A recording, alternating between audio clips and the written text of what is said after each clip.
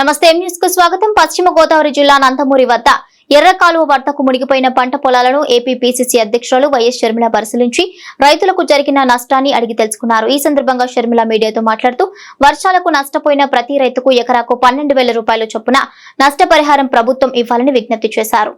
అల్పపీడన ప్రభావంతో భారీ వర్షాల వల్ల ఎర్ర కాలువ పొంగిపోయింది. దీంతో తాడేపల్లిగూడెం, తణుకు, నిడదవోలు తదితర మండలాల్లో పంట పొలాలు నీట మునిగాయి. నందమూరి యాక్టిడెక్ట్ వద్ద పరిసర ప్రాంతాల్లో మునిగిపోయిన పంట పొలాలను పీసీసీ అధ్యక్షురాలు వైఎస్ షర్మిల పరిశీలించారు. రైతులకు జరిగిన పంట నష్ట వివరాలను అడిగి తెలుసుకున్నారు. అనంతరం షర్మిల మీడియాతో మాట్లాడుతూ అకాల వర్షాలతో రైతులు తీవ్రంగా నష్టపోయారన్నారు. గడిచిన 5 సంవత్సరాల్లో జగన్ ప్రభుత్వం నిర్లక్ష్యం వల్ల రైతులు పంట నష్టానికి గురయ్యారన్నారు. రైతులందరూ ఎకరానికి 15 నుంచి 16,000 రూపాయల వరకు పెట్టుబడులు పెట్టారని, ప్రస్తుతం అధికారంలో ఉన్న ప్రభుత్వం 12,000 రూపాయలు నష్టపరిహారం ఇవ్వాలని డిమాండ్ చేశారు. వైఎస్ రాజశేఖర రెడ్డి జలయజ్ఞం పేరుతో ప్రాజెక్టులను నిర్మిస్తే వైసీపీ ప్రభుత్వం ఉన్న ప్రాజెక్టులను మరమ్మతులు కూడా చేయలేదని ఆరోపించారు. ఈ నిర్లక్ష్యం వల్లే రైతులు పంట నష్టపోయారన్నారు. తెలంగాణలో రేవంత్ రెడ్డి రైతు రుణమాఫీ చేశారని, ఏపీ సీఎం చంద్రబాబు కూడా అప్పుల్లో ఉన్న రైతులను ఆదుకోవడానికి రుణమాఫీ చేయవలసిన అవసరం ఉందన్నారు. ప్రభుత్వం వచ్చే పంట కాలం నాటికైనా కాల్వలు మరమ్మతులు చేపట్టి రైతులను ఆదుకోవాలని షర్మిల డిమాండ్ చేశారు. ఈ కార్యక్రమంలో అంబేద్కర్ కోనసీమ జిల్లా కాంగ్రెస్ పార్టీ అధ్యక్షులు కామన ప్రభాకరరావు, కాంగ్రెస్ పార్టీ నాయకులు, రైతులు పాల్గొన్నారు. ఈ రోజు వెస్ట్ గోదావరి జిల్లాలో తాడేపల్లిగూడెం నియోజకవర్గంలో ఇంతమంది రైతులు, నష్టపోయిన రైతులతో మాట్లాడడం జరుగుతుంది. ఇక్కడ మీరు వెనకాల చూస్తున్నారు, ఇలా వీళ్ళ పంటల్లోకి నీళ్ళు వచ్చిన పరిస్థితి. ఈ పరిస్థితి కేవలం ఈ గ్రామానికి చెందే 500 ఎకరాలు.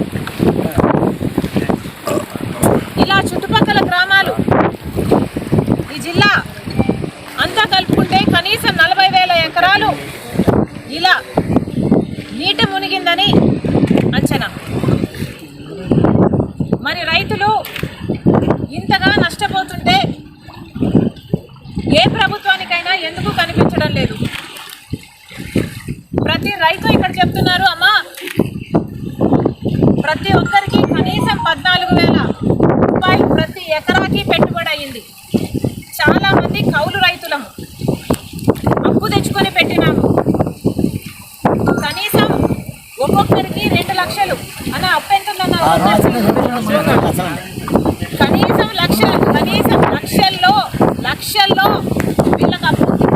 కనీసం 2 లక్షలు ప్రతి రైతుకు ఇక్కడ అప్పు ఉంది. ఇలాంటి పరిస్థితుల్లో ప్రభుత్వాలు ఏం చేస్తున్నాయో సమాధానం చెప్పాల్సిన అవసరం ఉంది. వీళ్ళందరూ ఇక్కడ పొలాలు ఎంతగా మునిగిపోయాయో చూడమ్మా అని వాళ్ళందరూ మరి వాళ్ళ కష్టాలు చెప్పుకునే ప్రయత్నం చేశారు. అందుకే నేను కూడా నీళ్ళల్లో దిగి వాళ్ళ కష్టాలకు రావాల్సిన అటెన్షన్, రావాల్సిన నష్టపరిహారం కోసం ఈరోజు కాంగ్రెస్ పార్టీ కూడా వాళ్ళ కష్టాలలో భాగం పంచుకోవడానికి ఈరోజు మేము కూడా నీళ్ళలో దిగి మాట్లాడుతున్నాం. ప్రభుత్వాలు కళ్ళు తెరవాల్సిన అవసరం ఉంది. పక్క రాష్ట్రంలో రేవంత్ రెడ్డి గారు రుణమాఫీ చేశారు. ఇక్కడ రైతులు కూడా మాకు రుణాలు ఉన్నాయి, మాకు కూడా రుణమాఫీ అవసరము అని ప్రాధాన్యపడుతున్నారు. చంద్రబాబు గారికి చెప్తున్నారు, చంద్రబాబు గారు కాంగ్రెస్ పార్టీ అధికారంలో కూర్చుంటే తెలంగాణలో మాదిరిగానే ఇక్కడ కూడా 2 లక్షల వరకు రుణమాఫీ చేసే వాగ్దానం మేము ఇచ్చాము. కానీ మీరు ఇవ్వనంత మాత్రాన చెయ్యకూడదు అని రూల్ ఎక్కడా లేదు. రాజశేఖర రెడ్డి గారు రుణమాఫీ చేస్తాను అని వాగ్దానం మేనిఫెస్టోలో పెట్టకుండానే రుణమాఫీ చేసిన గొప్ప మహానేత రాజశేఖర రెడ్డి గారు. చంద్రబాబు గారు కూడా రైతులను ఆదుకోవాల్సిన అవసరం ఉంది అని కాంగ్రెస్ పార్టీ డిమాండ్ చేస్తుంది. ఇక్కడ రైతులు చెప్తున్న పరిస్థితి అయితే దారుణంగా ఉంది. అమ్మ ప్రతి సంవత్సరము ఇక్కడ నీళ్లు ఇలాగే పొంగి పొర్లుతున్నాయి. ఎర్ర కాలువ పైనుంది, ఎర్ర కాలువలో మరమ్మతులు జరగలేదు, మోడర్నైజేషన్ ఏ కెనాల్స్లోనూ జరగలేదు. అక్కడ గనక పూడికలు తీసునుంటే మాకు ఇది నీళ్లు రాకపోయేవి, ఇంత దారుణంగా పరిస్థితి ఉండేది కాదు అంటున్నారు. మరి గత ప్రభుత్వం, వైసీపీ ప్రభుత్వం, జగన్మోహన్ రెడ్డి గారు ముఖ్యమంత్రిగా ఉన్నారు.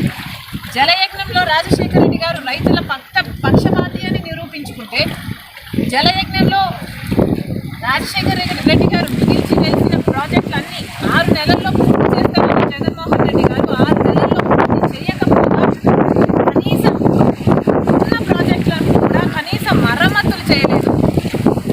గేట్లు కూడి తేలిపోతున్నా పట్టించుకోలేదు. ఆఖరికి పూడికలు కూడా తీయలేదు. కట్టెడు మట్టి కూడా ఎత్తి పోసిన పాపాన పోలేదు. కాబట్టే ఈరోజు ఇంతగా నీళ్ళు వచ్చాయి అని ఈ రైతులు చెప్తున్నమాట. ఇలా రాష్ట్రం అంతా ఎక్కడ చూసినా ఇదే పరిస్థితి. రాష్ట్రం మొత్తం చూసుకుంటే కనీసం లక్షల ఎకరాలలో పంట నష్టం జరిగింది. మరి చంద్రబాబు గారు ఇప్పుడు ముఖ్యమంత్రిగా ఉన్నారు. గత ప్రభుత్వం వైఫల్యాలను దృష్టిలో పెట్టుకొని మళ్ళీ మీరు అదే పొరపాట్లు చేయకుండా కాలువల మరమ్మతులు వెంటనే చేపట్టాలి. నెక్స్ట్ ఇయర్ కల్లా మళ్ళీ ఇదే పరిస్థితి రాకుండా చూసుకోవాలని రైతుల పక్షాన డిమాండ్ చేస్తున్నాం. వెంటనే వీళ్ళందరికీ నష్టపరిహారం కూడా కనీసం 12,000 రూపాయలు ఖర్చు అయింది. నాకు అంతకంటే ఎక్కువే అయింది, 16,000 అయిందని కొంతమంది చెప్తున్నారు. అంచనాలు వేసి వెంటనే ఆ ప్రక్రియ మొదలుపెట్టి వీళ్లకు నష్టపరిహారం కూడా చెల్లించాలని డిమాండ్ చేస్తున్నాం. ఇదే పరిస్థితిలో బీజేపీ పార్టీని కూడా నీళ్లలో సగం నీళ్లలో నడుము వరకు నీళ్లలో నిలబడి కాంగ్రెస్ పార్టీ ప్రశ్నిస్తుంది.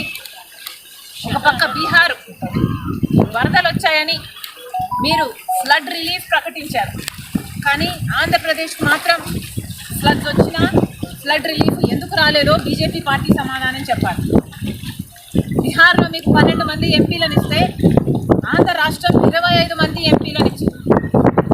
కూటమి ఎంపీలు 21 అయితే వైసీపీ ఎంపీలు కూడా బీజేపీ పార్టీకే మద్దతు పలుకుతున్నాయి. 25 ఎంపీలు ఆంధ్ర రాష్ట్రానికి చెందిన ఎంపీలతో మీ సర్కార్ అక్కడ నిలబడి ఉంటే మరి ఆంధ్ర రాష్ట్రానికి మీరు చేస్తున్నది ఏమిటి అని అడుగుతున్నాం.